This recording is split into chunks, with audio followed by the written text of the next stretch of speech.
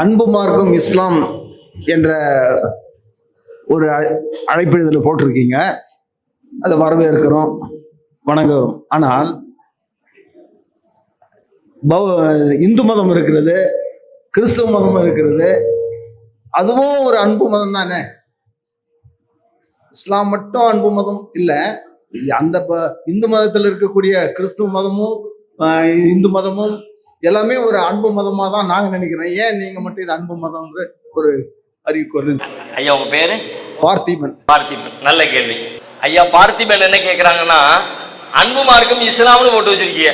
அப்போ இந்து மதம் அன்பு மார்க்கம் இல்லையா, கிறிஸ்தவ மதம் அன்பு மார்க்கம் இல்லையா, நீங்க மட்டும்தான் அன்பு மார்க்கமான்னு சொல்லி கேட்குறாங்க. நான் எனக்கு தெரிஞ்சதை சொல்ல முடியும்னு நான் சொல்றேன்.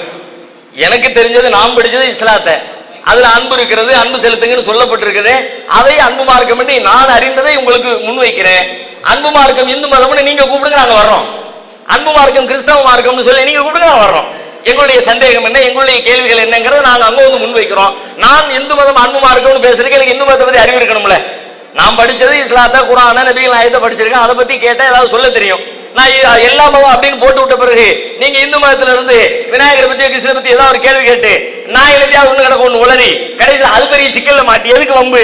அதை பத்தி தெரிஞ்சவங்க நீங்க சொல்லுங்க, நாங்க கேட்டுக்கிறோம்.